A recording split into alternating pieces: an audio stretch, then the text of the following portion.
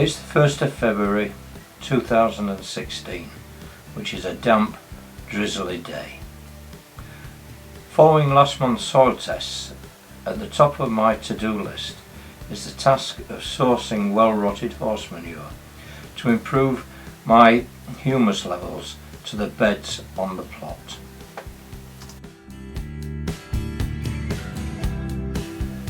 So I started by searching the local advertising papers and the yellow pages for local stables. I found one quite close to the allotment. The access was not the best, but the quality was top class. Some stables regularly worm their horses, which can be counterproductive to our requirements, that of encouraging our worm population to grow. But you can see it's not a problem here. Just look at these worms. I took on the first delivery, which I duly loaded into my compost bin. A job I need to do now is to build up the boarding and put a top on it so I can conserve this compost. So that's the next job to do. Plus going off and getting some more horse manure. I can't stop admiring these worms. Look at that one, like a snake.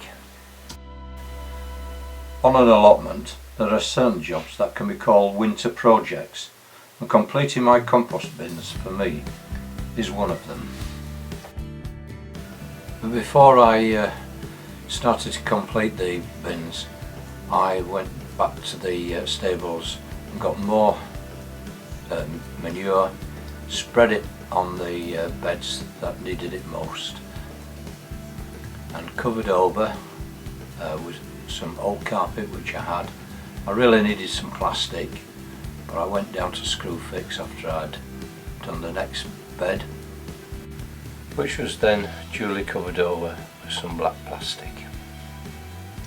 The potato beds, now duly covered, can now be left till we plant our potatoes.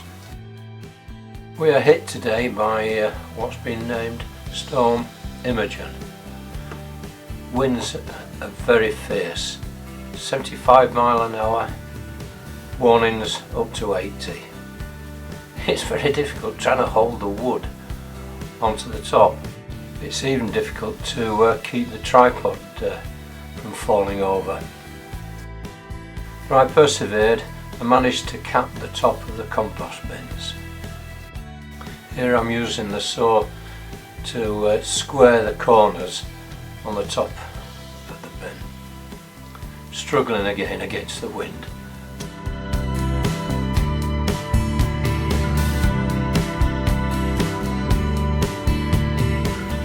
I'd like to make a comment about the nails, which will please Terry, the recycling king.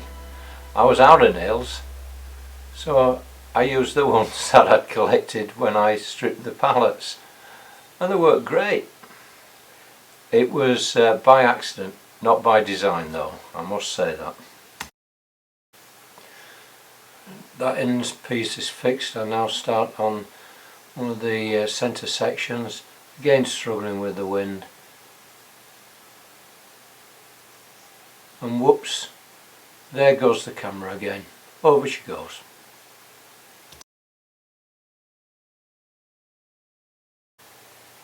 Infill the front centre section,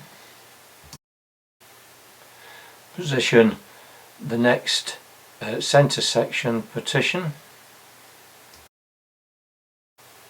and then complete the end panel at the top.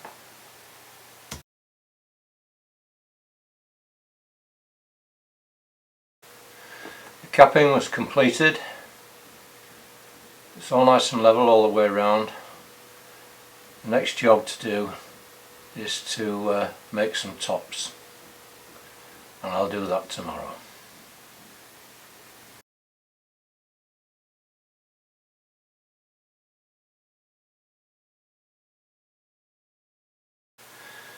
Measuring up a length of 2x2 to act as a bearer for the hinges.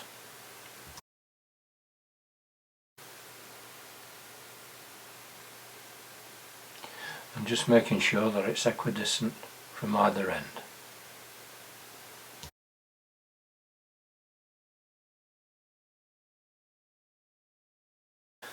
I'm now drilling the 2x2 to make it easier to drive the nails in.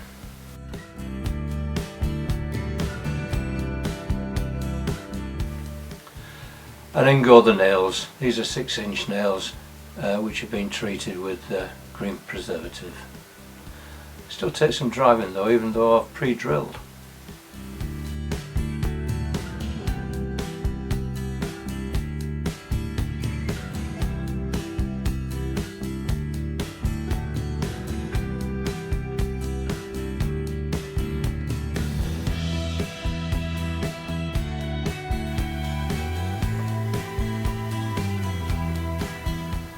The fact that I'm using the wrong weight of hammer isn't helping either.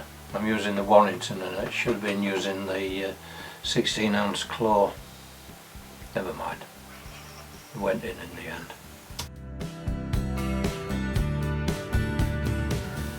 I had a skip find for some 3/4 inch ply, so I cut it in half. It was an 8x4 sheet, and which allowed me to get it in the car and bring it to site.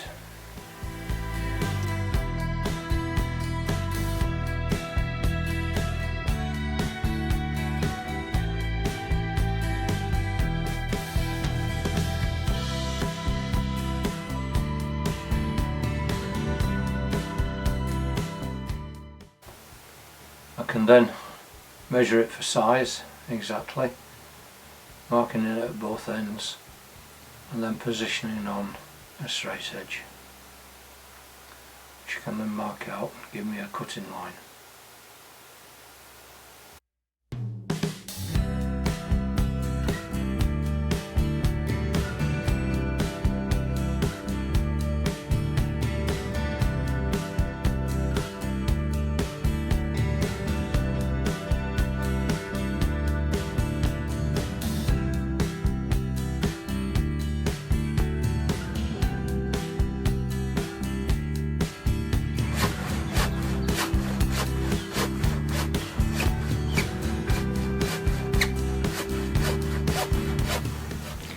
Line's a bit damp, so it's tending to make the saw jam a bit, and I've got a piece of wood in to level it, but really you need to let the ply hang down to get a decent cut, but it cut in the end.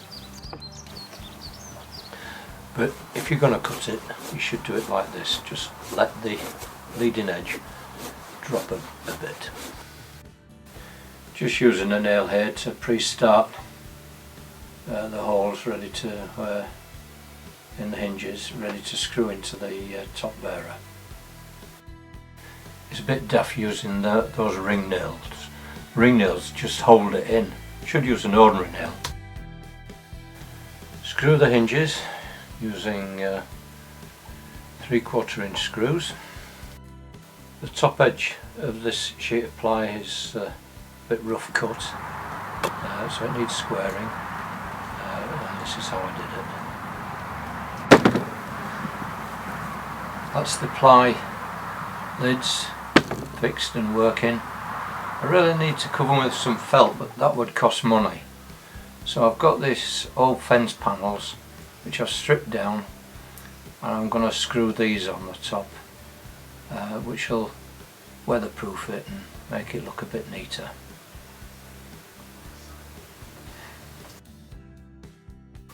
I'm using the hand screwdriver to put the screws in, because with it being old wood, you can sense it easier in your hands if it's going to split. Here's a useful gadget for making pocket screws. I've got to put some end rails in, so I can use some tower bolts to secure the lids in case of high winds, and it just allows you to put the screws vertically.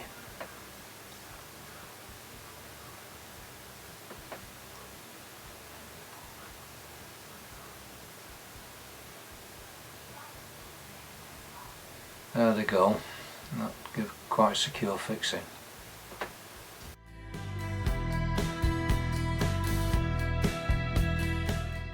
It's Monday morning and there's a break in the weather, so it's off down to the allotment and try and finish these tops off.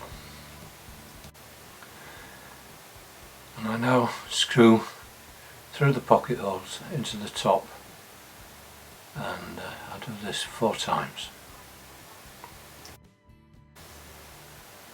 The most common use of pocket screws is to screw a table, rails and legs to the underneath of a tabletop or even a chair.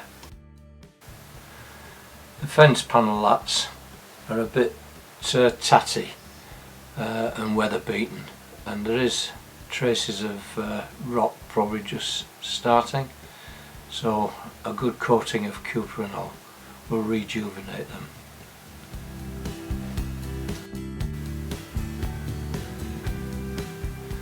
The process is repeated with a lift up top on the centre panel, and now that they've all got some form of protection on, when it's dried I can then screw the towel bolts into place. It started to spit with rain, so I've finished this painting. I'll now tidy up and let's see what tomorrow brings. I bought some cheap bolts from the pound shop and screwed it on. This is just to keep the lid down if I get a really strong wind. Bolts are on. What I do now is just mark where the hole's going to go. Having marked the holes, I'll now drill them with my bracing bit. I'm using the bracing bit because the bit is just the right size for the hole. So I do it from one side.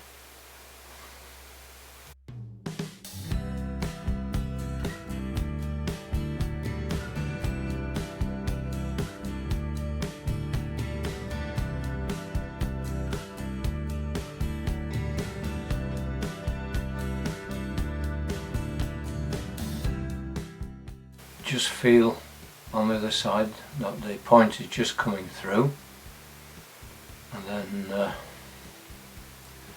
turn it round and drill from the other side. Doing it this way ensures that you don't split it. If I'd have been doing it with the electric drill, I'd have done it in reverse. I would have drilled just a little bit from this side and then I'd drill right through on the other. Keeps it nice and clean.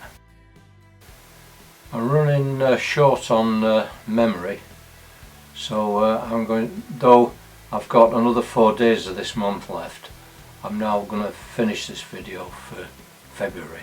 So thank you for watching. I hope you found it interesting, and please comment, and if you haven't already, please subscribe. But bye for now. Bye. And this is 2 bolts fixed either side.